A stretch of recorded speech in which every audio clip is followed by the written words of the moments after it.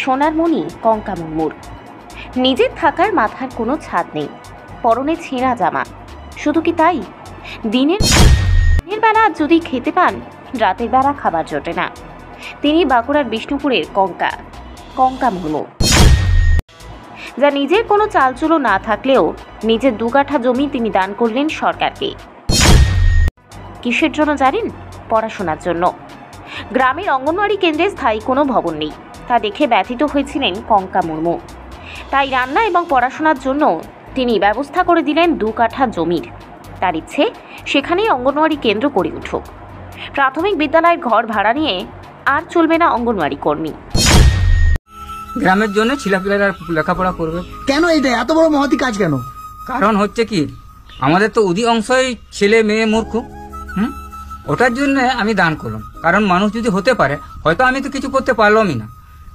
আমি দেওয়া জায়গাতে লেখাপড়া শিখে যদি ওনারা মানুষের মতন মানুষ যদি হয়ে যায়, তাহলে আমারই মোটামুটি আমার ভালো লাগবে। পেশায় কৃষক কঙ্কা। বাঁকুড়ার প্রত্যন্ত লালমাটির দেশেই তার গ্রাম। পড়াশোনা জানেন না বললেই চলে, কিন্তু পড়াশোনার মর্ম বোঝেন। আর সেই মর্ম বুঝেই নিজের 2 কাঠা জমি, যার বর্তমান বাজার মূল্য কয়েক লক্ষ টাকা, সেই জমি তিনি দান করে দিলেন শিশুদের মুখের দিকে চেয়ে। আর তার এই কুর্নিশকে স্বাগত জানাচ্ছেন সকলে। মূলত সমাজসেবী দিল খান পৌঁছে গিয়েছিলেন কঙ্কার বাড়িতে। বিষ্ণুপুর MITর কাছে কঙ্কার বাড়ি। দেখা গেল জীর্ণ শীর্ণ বাড়ি, ছাদের থেকে চুইয়ে পড়ছে জল। ভাঙা ঘরে একটা ছেঁড়া জামা পরেই দাঁড়িয়ে রয়েছেন কঙ্কা মুর্মু, মুখে এক প্রচ্ছন্ন মলিন হাসি। কি করেছেন তিনি? বলছেন তিনি কিছুই করেননি, কেবলমাত্র শিশুদের জন্য অঙ্গনওয়াড়ি কেন্দ্র তৈরি করতে তিনি 2 কাঠা জমি দান করেছেন। আর তার এই এমন মহৎ উদ্যোগে কুর্নিশ জানাচ্ছেন সকলে। দিল খান, যিনি সমাজসেবক হিসেবেই পরিচিত, বিভিন্ন সময় কখনো রক্তদান শিবির করে, কখনো আবার সাধারণ মানুষের পাশে দাঁড়িয়ে নজির সৃষ্টি করেন তিনি অবাক কঙ্কার এই কীর্তি দেখে। কঙ্কার এমন সোনার মন দেখে সকলে ধন্য ধন্য করছেন। কি বলছেন তিনি, চলুন শুনে নেওয়া যাক রয়্যাল বাংলার পর্দায়। 5 লাখ টাকা কাটা হলো 2 কাঠা জায়গা, তো 10 লাখ টাকা দাম। দিলেন কেন? এমনি কি দরকার আছে এত কিছু করার? দরকারের মধ্যে ওই যে ছেলেগুলোকে মানুষ করার জন্য। যদি আমি তো মানুষ করতে পারি না, আমিও মানুষ হই না, যদি আরো অন্যান্য লোক রয়েছে, অন্যান্য ছেলে মেয়ে রয়েছে, ওরা যদি মানুষ হয়ে যায়, তাহলে আবার গর্ব একটা। আপনি ছাড়া অন্য কারো কাছে জমি ছিল না? ছিল, যদি না দিয়ে থাকে সেখানে তো করার কিছু নেই। আপনি কতদূর পড়াশোনা করেছেন? আমি পড়াশোনা করিনি, আগেকার বাজারে 2 পর্যন্ত পড়েছি। যে মানুষটা ক্লাস 2 পর্যন্ত পড়েছে, সেই মানুষটাই 2 কাঠা জমি। এখানে মানে MIT বড় কলেজ আছে, সেই কলেজের কাছে জায়গা মানে 5-6 লাখ টাকার নিচে কোনো কাঠা নেই। সেইখানে এই মানুষটা মানে 2 কাঠা জমি নিজের গ্রামের বাচ্চাদের জন্য দান করে দিয়েছে। মানে শুধু পড়াশোনা করলেই মানুষ হয় না, মানুষও তো বিবেক বোধ, চেতনা এবং মাথার যে ভালো একটা মস্তিষ্কর বুদ্ধি, সব কিছুই প্রয়োজন, যেটা এই মূর্খ মানুষটার কাছে আছে। ইনাকে মূর্খ বললে মানে আমার নিজেকে ছোট লাগছে, ইনাকে মূর্খ বলা চলবে না। ইনি একজন সত্যিই শিক্ষিত মানুষ। আর কি করার ইচ্ছা আছে মানুষের জন্য, আপনার পাড়ার লোকের জন্য? পাড়ার লোকের জন্য এই যে যেমন এই যে কোনো লোক জলের ইয়াটা দেয় নাই, এই যে একটা সোলার, এই সোলারটা আমি দিয়েছি। হ্যাঁ, এইটাও আপনি দিয়েছেন? এটা আমি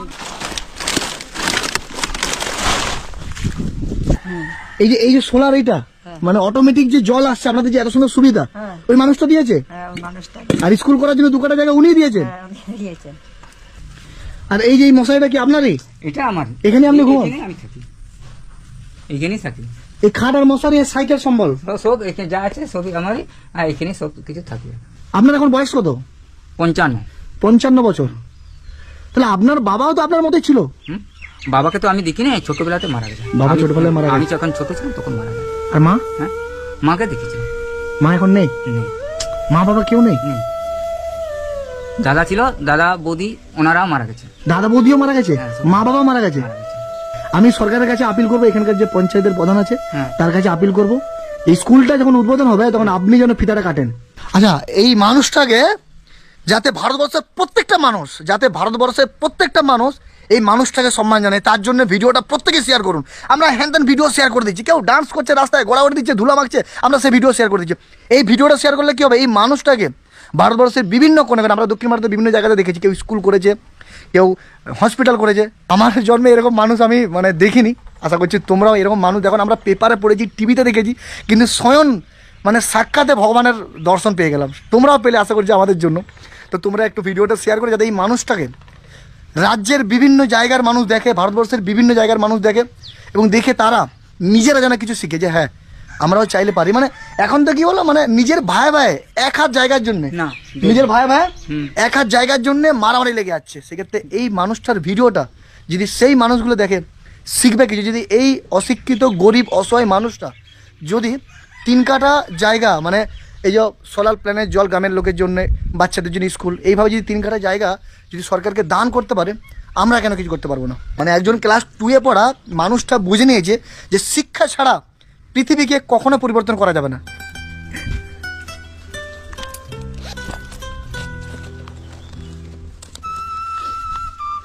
এটাতে 1000 টাকা আছে, এটাতে আপনি একটা গেঞ্জি কিনবেন, ভালো গেঞ্জি, ঠিক আছে, একটা প্যান্ট যা হোক কিনবেন, বুঝছেন তো, দিয়ে একটু আর কি ভালো, মানে এটাতে অনেকগুলো জামা কাপড় হয়ে যাবে।